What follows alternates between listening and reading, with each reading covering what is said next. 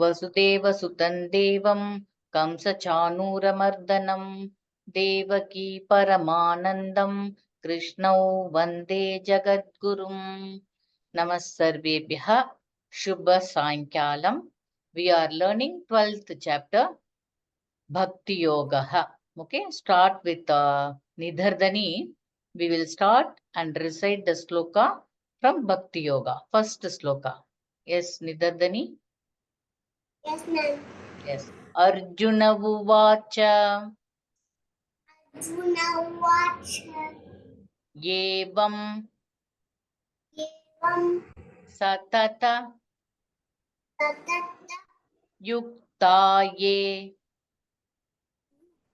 Taye bhaktas Bhaktas tvam Gam paryu Pariyu pasate Patsate ye chap Yejrat yakshara Yakshakara mauvyaktam Ovektam tesham Desham ke Ke yoga Yoga vittamaha. Vidamaha.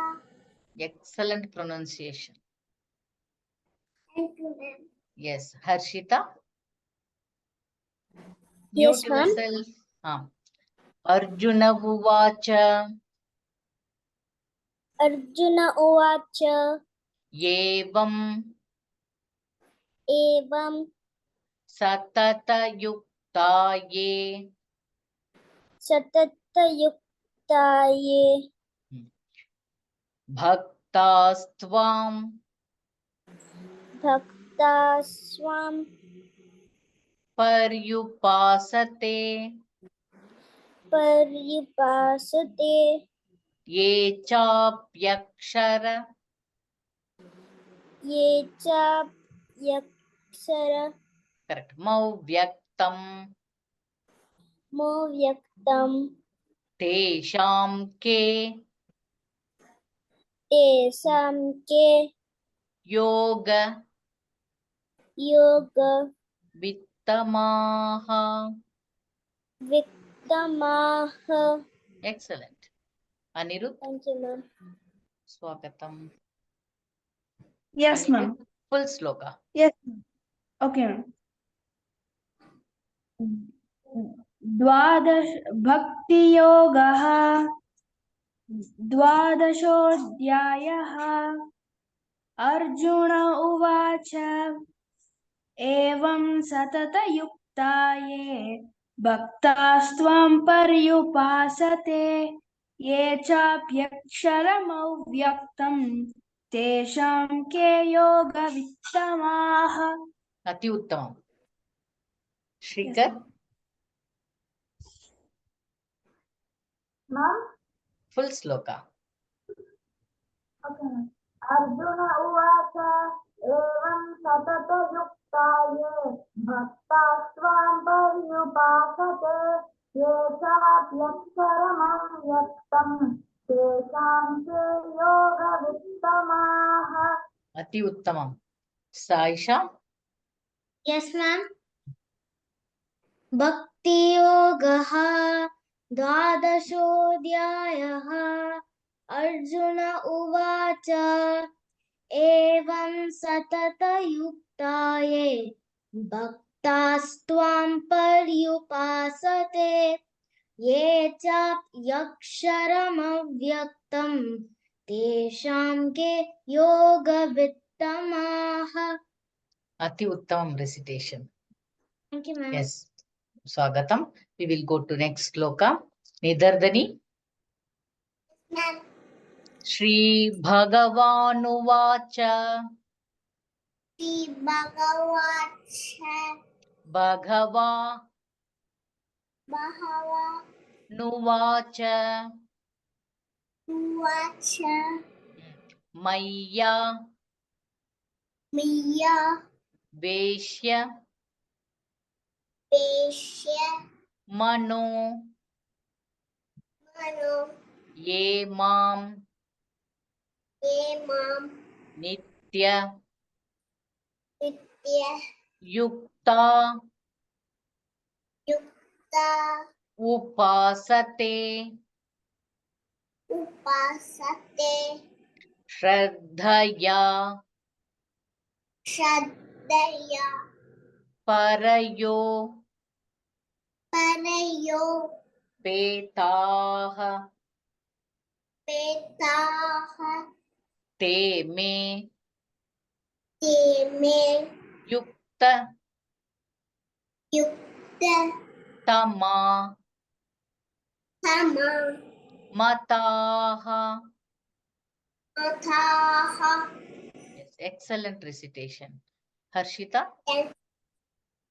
swagatam. Yes, ma'am. Shri Bhagavanuvacha. Shri Bhagavanuvacha. Maya Veshya. Maya Vesya. Veshya ish. Vesya. Veshya. Vesya.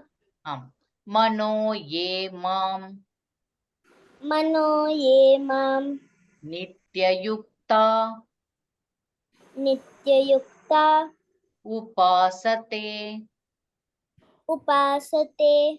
Shraddhaya. Shrandaya. Shraddhaya. Shraddhaya. Parayo. Parayo. Petaha. Petaha. Te me. Teme. Yuktatama. Yuktatama. Mataha. Mataha. Excellent recitation, Harshita. Thank you, ma'am. Anirudh, Yes, ma'am. full sloka. Yes, ma'am. Shri Bhagavanuvacha Maya Veshyamano Ye Mam Nityayukta Upasate Shraddhaya Parayopetaha Te Me Yuktatama Mataha. Excellent. Shrikar, Dhanyavad.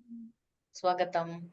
Shri Bhagavanuvacha Maya Veshyamano Ye Mam Nityayukta Upasate Shraddhaya Parayopetaha Te Me Yuktatama Mataha.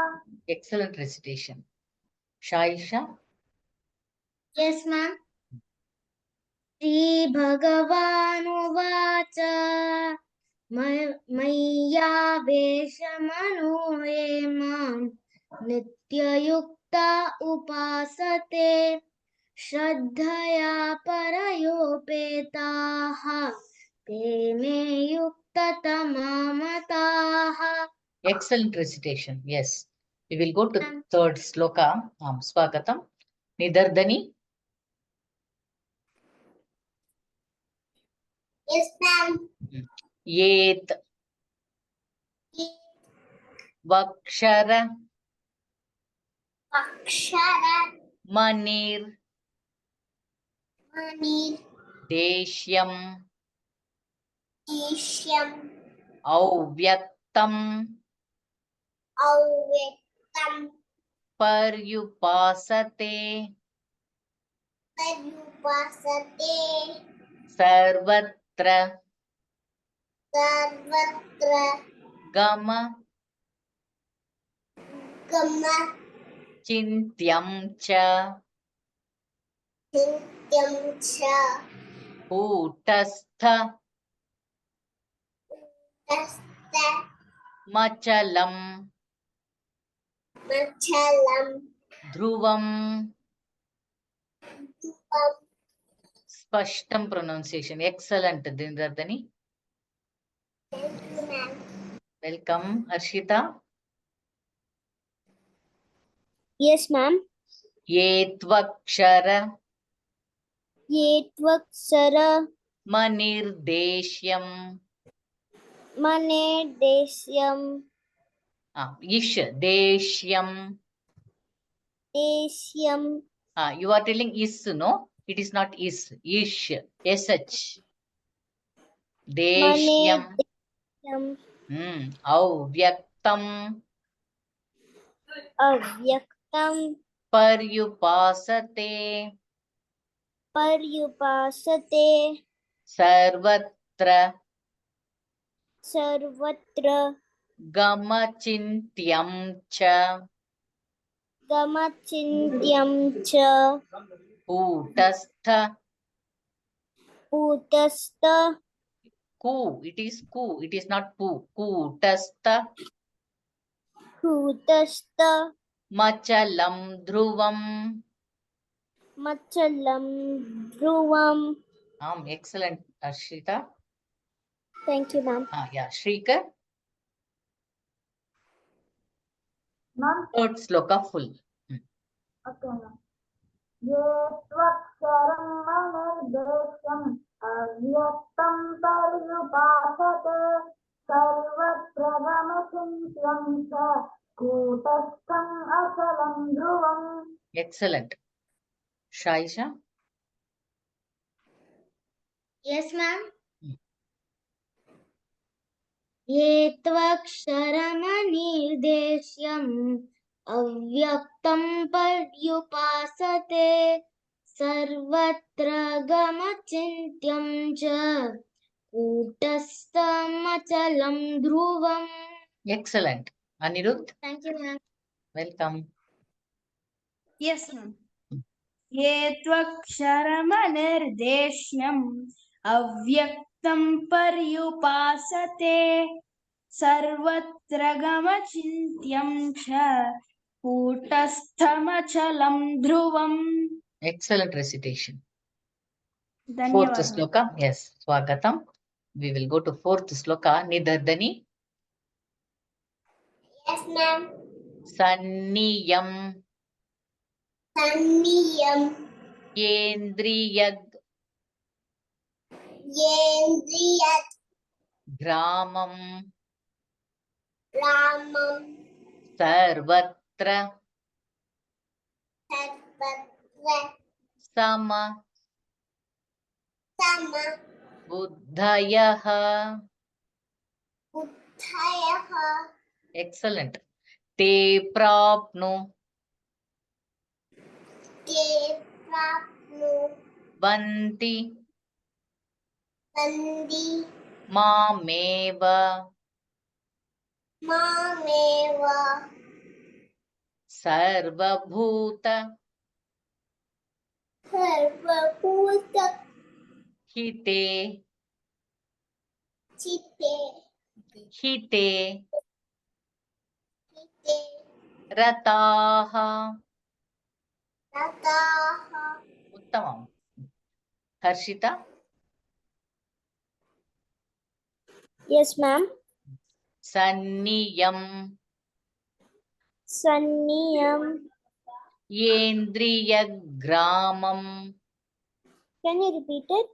Yendriyagramam. Yendriyat gramam Correct. Sarvatra sarvatra Samabuddhayaha samabhuddhayaha Te prapnu te prapnu Vanti Mameva. manti mam veva It is not manti, vanti. Va.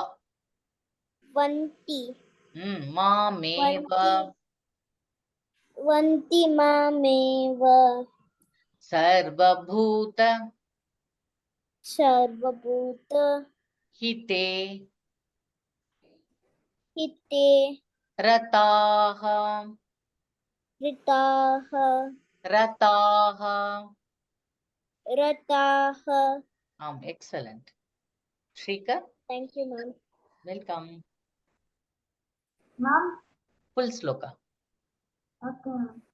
संयम्येन्द्रियग्रामं सर्वत्र समबुद्धयः ते प्राप्नुवन्ति मामेव सर्वभूतहिते रताः. Uttamam. Anirudh, Swagatam. Yes, ma'am.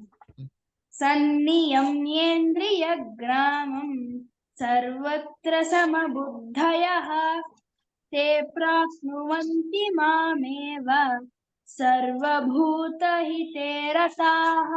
Excellent. Shaisha, धन्यवाद. Swagatam.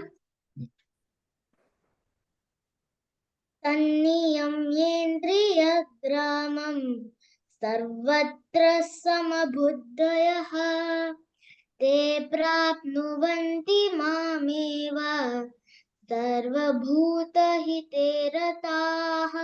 Excellent. We will Thank go you, to ma'am. fifth. Yes, welcome. We will go to fifth sloka. Klesho dikata rastesham. Up to here, we are splitting into first pada. Okay, so up to im, you have to put im, tesham. Okay, you have to split. And it is up to here, first pada, then avyakta sakta chetasam. Up to here, second pada. Now, next second line, avyakta hi gatir duhkam. Up to here, third pada.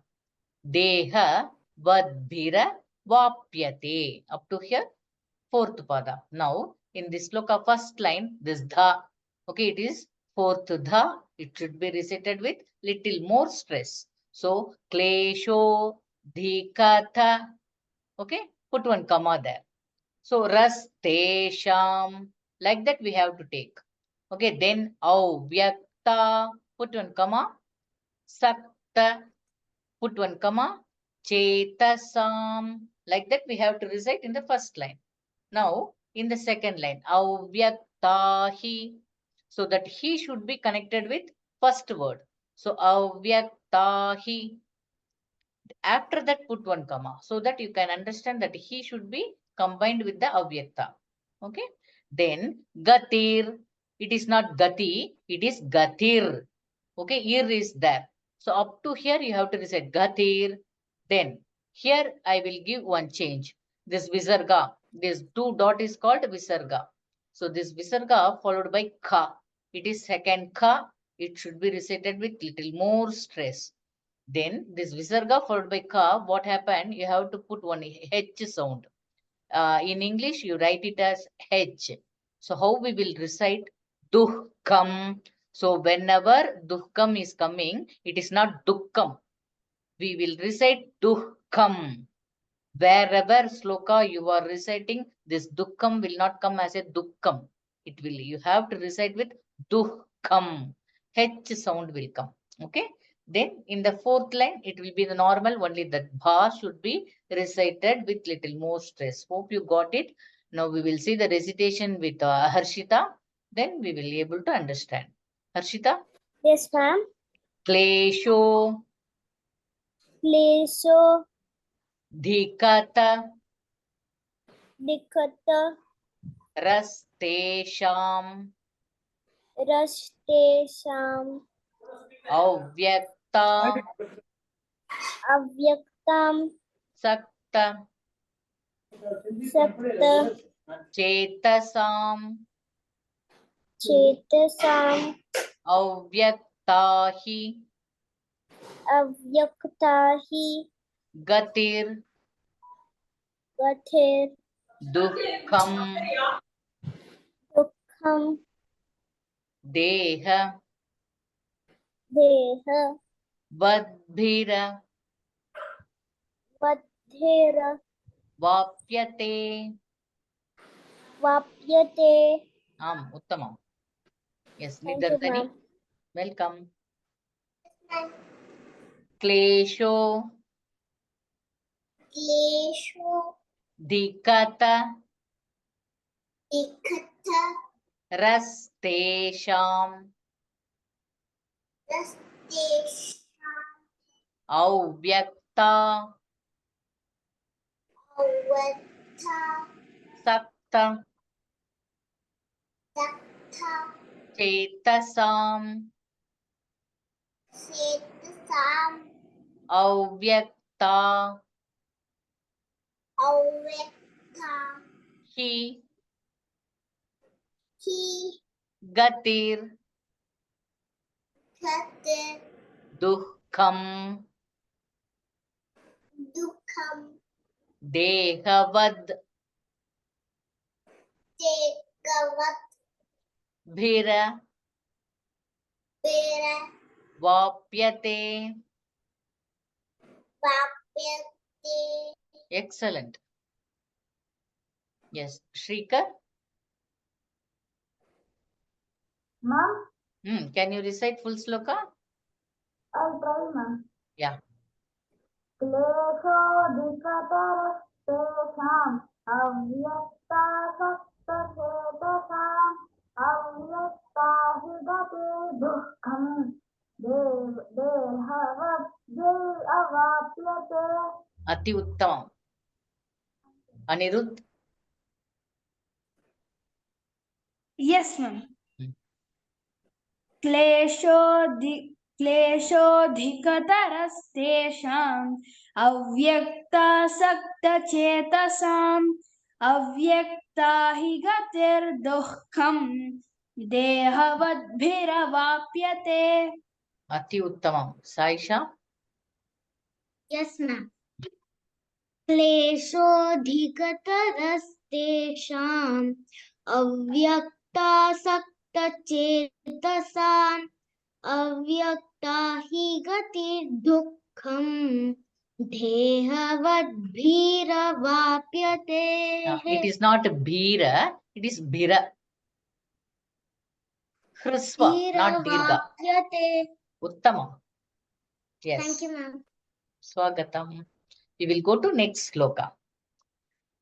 Yes. Yetu sarvani karmani. Up to here first pada. Mayi sanyasya matparaha. Up to here second pada. Anan yenaiva yogena. Up to here third pada. Mam dhyayanta upasate. Up to here fourth pada. Normal word. Okay, you can easily understand, you can easily recite. So there is no change at all. Only it that id should be recited little more stress. You have to concentrate on the Mahaprana. Okay, wherever we are telling the fourth and the second, you should give a more stress. Now we will see the recitation with Nidardhani. Ma'am. Yetu, Yetu. yetu, Yetu. sarvani, Sarvani. karmani, Karmani. mayi, Mayi. sanyasya, Sanyasa. matparaha, Patmahaha. matparaha. Patmahaha. Excellent. Ananye, Anante. naiva, Naiva. yogena, Yogena. mam, Mam. dhyayanta, Jayanta. upasate. Upasate. Excellent. Harshita. Yes, ma'am. Yetu sarvani Yetu sarvani karmani karmani mayi sanyasya maya sanyasya matparaha matparaha ananyenaiva ananyeva ananye ananye naiva naiva yogena yogena mam mam dhyayanta ध्यायन्त upasate. उपासते. Excellent. Thank you, Shaisha, ma'am. welcome. Yes, ma'am. Recite full sloka. Okay, ma'am. ये तु सर्वाणि कर्माणि मयि सन्न्यस्य मत्पराः अनन्येनैव योगेन मां ध्यायन्त उपासते.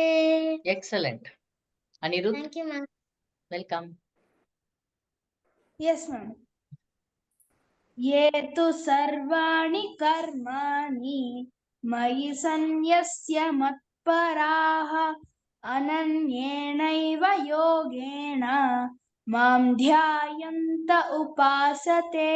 Excellent recitation. Shrikar, ये तु सर्वाणि कर्माणि मयि सन्न्यस्य मत्पराः अनन्येनैव योगेन मां ध्यायन्तुपासते. Madhyayanta. मां ध्यायन्त उपासते. Excellent. Okay, we will go to next sloka. Teshamaham samudharta. Up to here first pada. Mrityu samsara sagaram sagarat. Up to here second pada. Bhavami nachirat partha. Up to here third pada. Maya veshita chetasam. Up to here fourth pada. Now in the first line there is no change at all. Okay, we have to recite as it is. It is easy to recite. The words are very easy. Now in the second line, this na where we should attach. This is a independent. Okay, so this na is independent where we have to recite bhava minachi. So this na should be combined with nachirat. Okay, so the na should be recited with nachirat. Then partha. This tha is should be recited with little more stress because it is the second tha. Then Maya, put one comma, Veshita, put one comma, Chetasam. It will be easy to recite. Nidardani, Yes, ma'am. Teshamaham Teshamaham Samudharta samuddatha Mrityu mrityu Samsara samsara Sagarat sagarat Bhavami bhavami Nachirat achirat Partha partha Maya mayam Veshita deshita Chetasam teshatam Chetasam. chetasam. Excellent. Harshita, Yes, ma'am.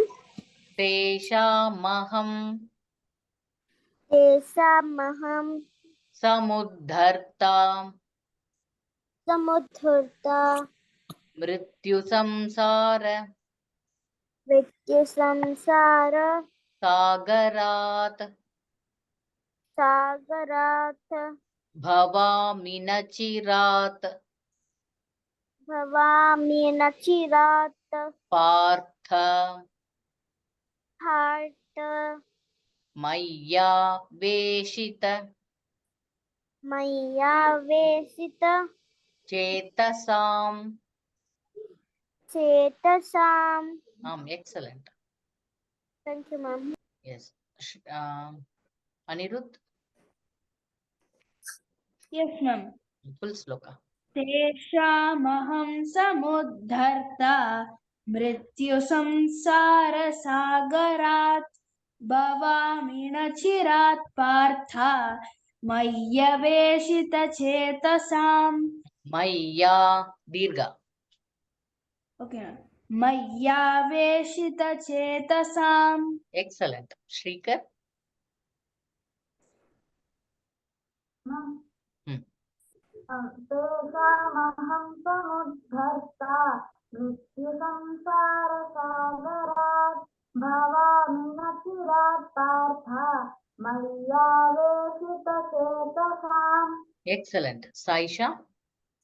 Yes, ma'am. Hmm.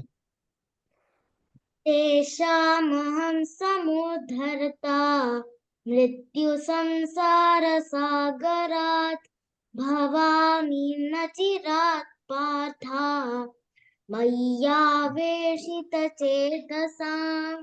It is not Partha, Partha. Hrisva, not Dirgha. Partha, yes. Okay. Yes, Okay. excellent. Okay, we will go to next Thank you, sloka. ma'am. Welcome. We'll go to next sloka. Maya, Maye, Vamana, Adhastva. Okay. Up to here, first pada. Mayi, Buddhim, Niveshaya. Up to here, second pada. Niva, Sishyasi, Mayeva. Up to here, third pada. Atha, Urdhvam, Na, Samshayaha. So this na should be combined with urdhvam na. Okay. So na is combined with urdhvam na. In the all the sloka is normal only. Adhastva. First you have to put it sound, then is sound will come. So adhatsva. Like that we have to recite.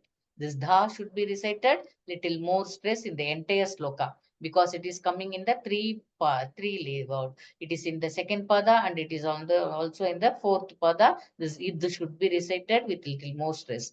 We will see the recitation tomorrow. Okay. I will end the session with Shanti Mantram. Om Purnamadah Purnamidam Purnat Purnamudachyate Purnasya Purnamadaya Purnamevavashishyate. Om Shanti Shanti Shanti. Thank you everyone.